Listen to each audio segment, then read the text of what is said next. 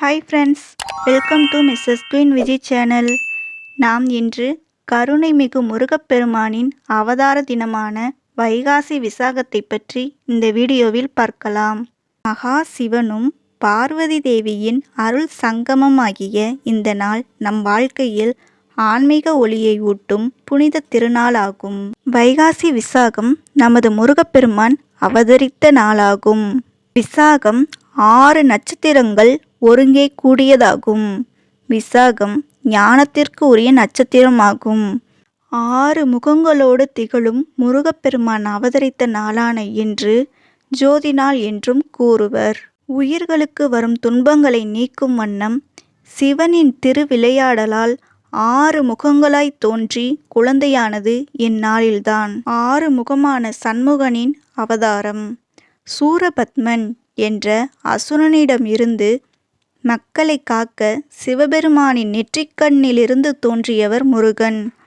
சரவண பொய்கையில் விழுந்த அந்த பொறிகள் 6 குழந்தைகளாயின.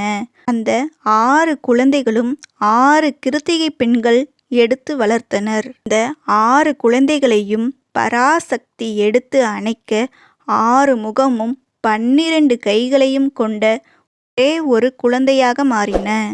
இத்தகைய வைகாசி விசாக திருநாளில் பன்னிரு வேலவனை எண்ணி விரதமிருந்து வழிபட்டால் நமது வாழ்வில் உண்டாகும் துன்பங்கள் தடைகள் நீங்கும், லட்சியங்கள் நிறைவேறும்.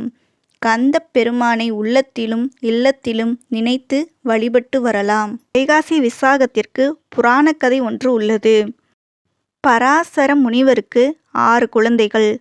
6 பேருமே சுட்டியானவர்கள். ஒரு நாள் 6 பேரும் குளத்தில் விளையாடி கொண்டு நீரினை அசுத்தம் செய்து கொண்டிருந்தார்கள். இதனால் நீரில் வாழும் உயிரினங்கள், மீன்கள், தவளைகள் வேதனைப்பட்டன.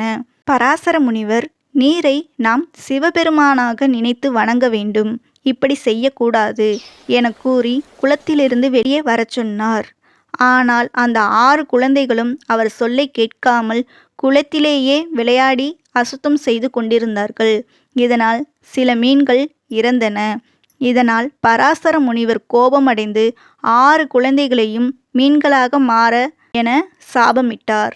உடனே 6 குழந்தைகளும் 6 மீன்களாக மாறினர். தங்கள் தவறை உணர்ந்து 6 குழந்தைகளும் சாப விமோச்சனம் கேட்க பார்வதி தேவி முருகப்பெருமானுக்கு ஞானப்பாலை தங்க கிண்ணத்தில் வைத்து ஊட்டும்போது ஒரு துளி சொட்டு பூலோகத்தில் இருக்கும் நீங்கள் இருக்கும் குளத்தில் விழும்போது நீங்கள் பருக இந்த சாபத்திலிருந்து விடுபடுவீர்கள் என்று பராசர முனிவர் கூறினார். அதேபோல் நடக்க அந்த 6 மீன்களும் 6 முனிவர்களாக மாறினார்கள். 6 முனிவர்களும் சிவபெருமானுக்கு நன்றி செலுத்த வழிபட்ட போது, நீங்கள் 6 பேரும் திருச்செந்தூர் சென்று தவம் செய்ய கோரி அசிரீரி ஒன்று ஒலித்தது. அனைவரும் திருச்செந்தூர் சென்று தவம் செய்ய வைகாசி மாதம் பௌர்ணமி விசாகம் நட்சத்திரம் அன்று முருகப்பெருமான் அருள் கிடைத்தது. இதனால்தான் திருச்செந்தூரில் வைகாசி விசாகம் 10 நாட்கள் வெகு சிறப்பாக கொண்டாடப்படுகிறது. வைகாசி விசாக திருநாளன்று வடிவேல் முருகனின் ஆலயத்திற்கு சென்று அர்ச்சனை செய்து அன்று நடக்கும் அபிஷேக ஆராதனைகளிலும் கலந்து கொண்டால் நமது வாழ்வில் நல்ல மாற்றங்கள் நிகழும். இன்று முருகனுக்குரிய 6 எழுத்து மந்திரங்களான ஓம் சரவணபவ நம, ஓம் முருகா போன்ற நமக்கு தெரிந்த எளிமையான மந்திரங்களை சொல்லலாம். கந்தசஷ்டி கவசம், கந்தகுரு கவசம், சண்முக கவசம், வேல்மாறல் போன்றவற்றை பாராயணம் செய்யலாம். வீட்டு பூஜை அறையில் முருகப்பெருமான் படத்தை வைத்து நாம் வழிபடலாம். வைகாசி விசாகம் விரதம் இருப்பவர்கள் ஒருவேளை உணவு உட்கொள்ளலாம். மற்றவர்கள் பால் பழம் சாப்பிட்டு விரதம் இருக்கலாம்.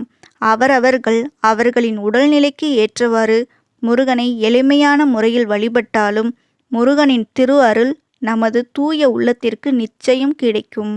முருகன் கோவிலுக்கு சென்று விளக்கேற்றி வழிபடுவதன் மூலம் வேண்டிய வரம் நல்முறையில் கிடைக்கும். வைகாசி திருநாளில் குடை, செருப்பு, மோர், பானகம், தயிர் சாதம் போன்ற நம் உடலுக்கு குளிர்ச்சி தரும் அன்னத்தை தானம் செய்வதன் மூலம் திருமணப்பேறு கிட்டும், குழந்தை செல்வம் உண்டாகும், நமது குலம் தழைத்து ஓங்கும்.